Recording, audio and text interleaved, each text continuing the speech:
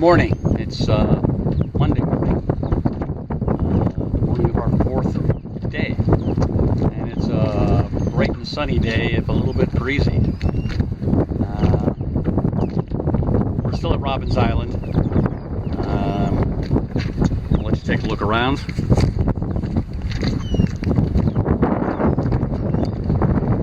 So here's the shore, not too far astern.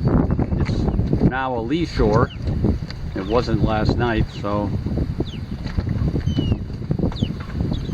that'll be interesting. There's a very official looking dock here. Don't know exactly what Robins Island is. We'll have to do some research. Looks like some kind of ferry docks there, and there are some vehicles on shore.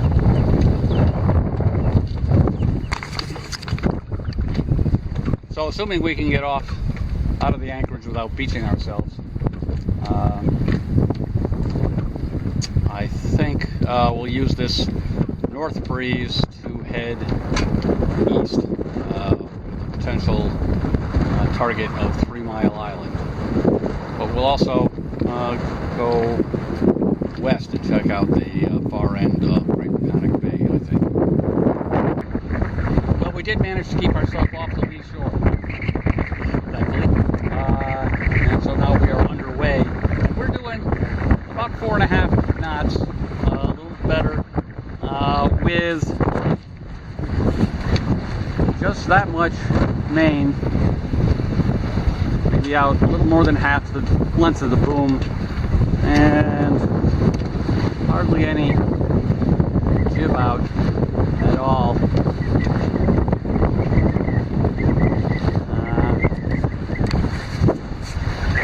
And we're pretty flat while we're doing it. So I think it's pretty clear I tend to put out too much sail.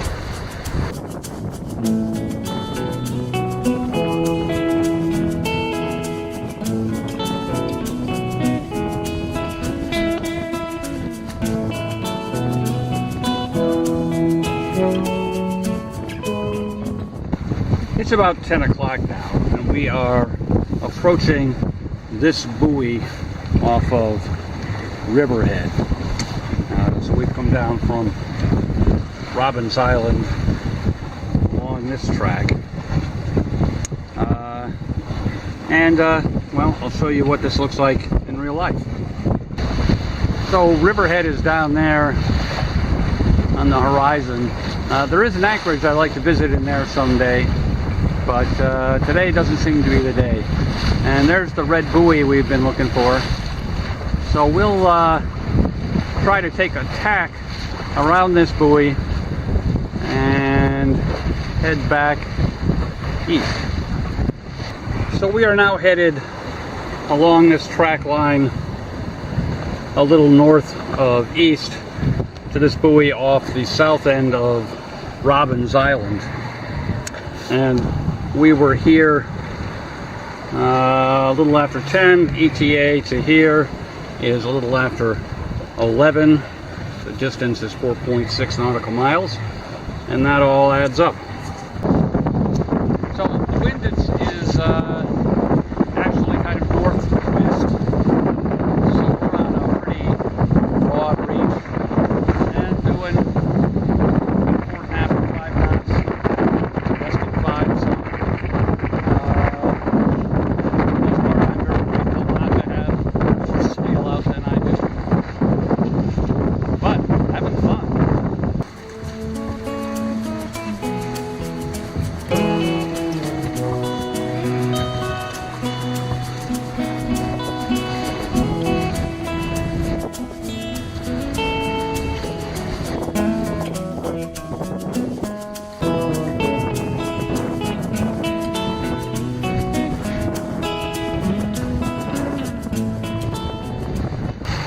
Alright, well, we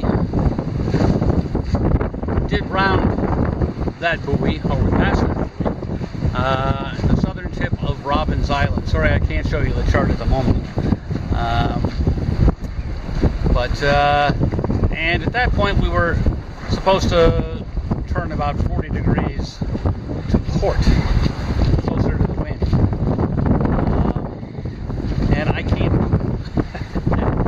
nowhere near close hauled.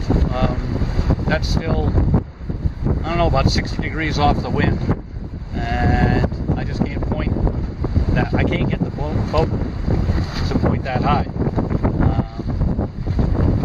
So we're going to play around with things some more. Don't have any great ideas though.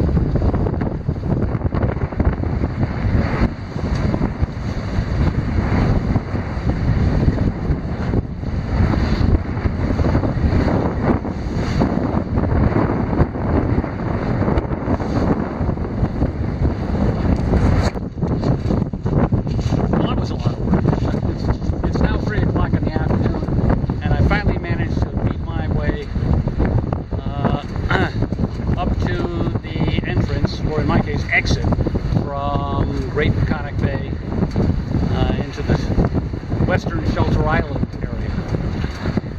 So we're going to head to go through the South Passage around Shelter Island and probably anchor somewhere along in there. I'm not sure where.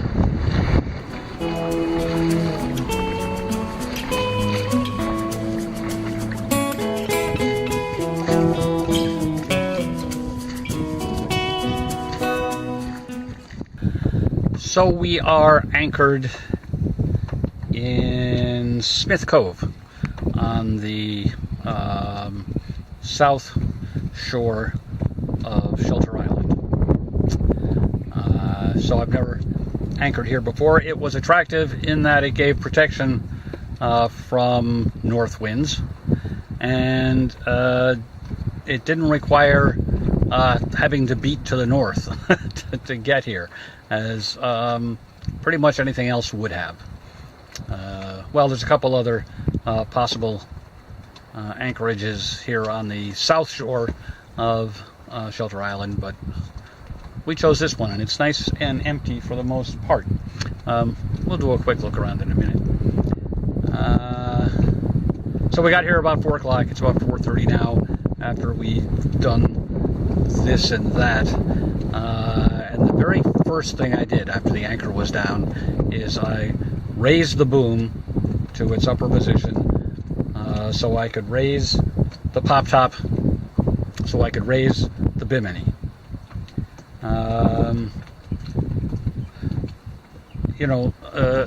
I guess it's a nice design feature to have the option of the lower boom position, especially when it's windy like it's been the last few days.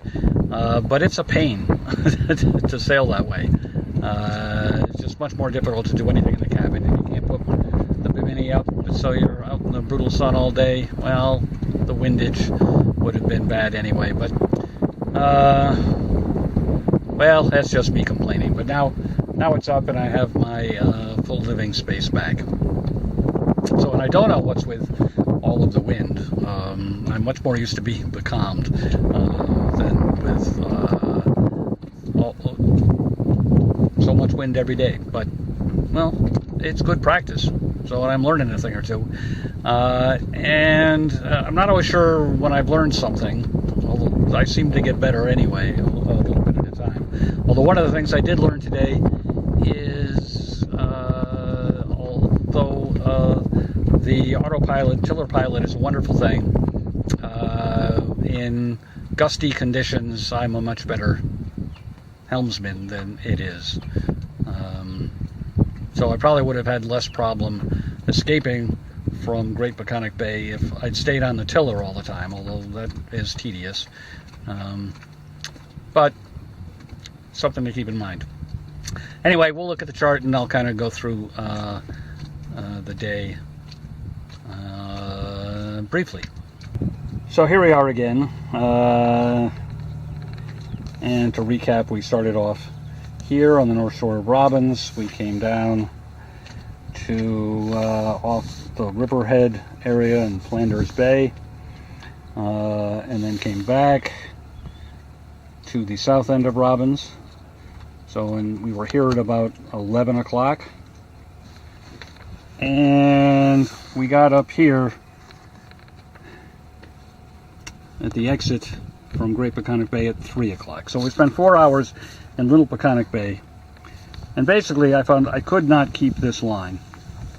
I could set a course that was close to that bearing, but there was so much leeway that I ended up over here, and I tacked to over here, and over to here, and tacked to up here someplace, and then finally managed to get out.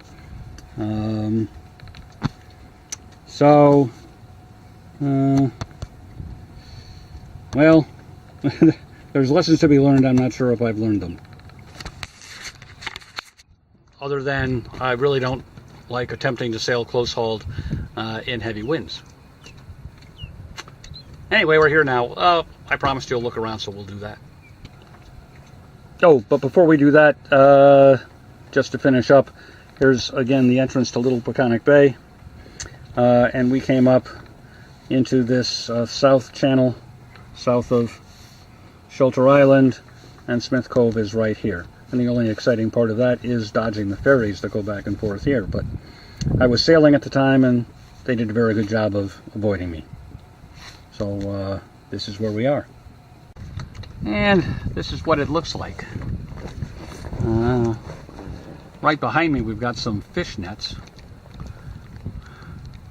The chart says there's a light on them, a flashing light.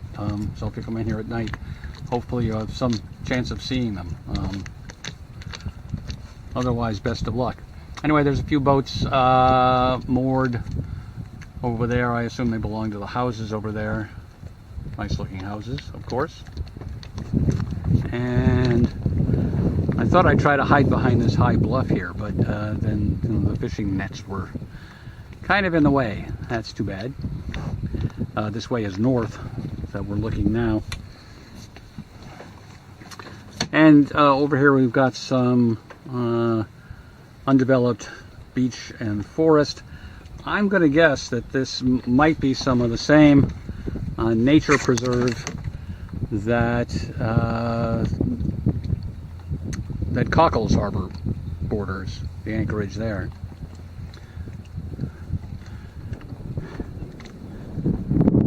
So it's pretty empty otherwise.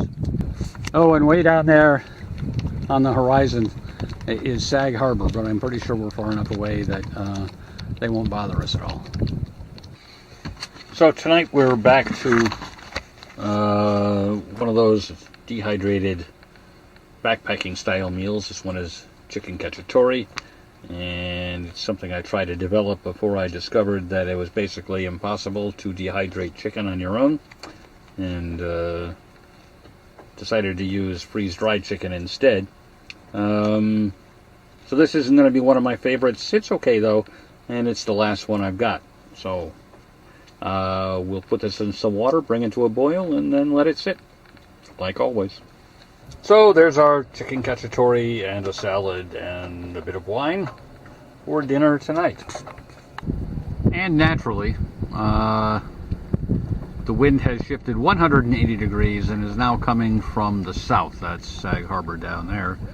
And there's the shore over there that's protecting us from the wind.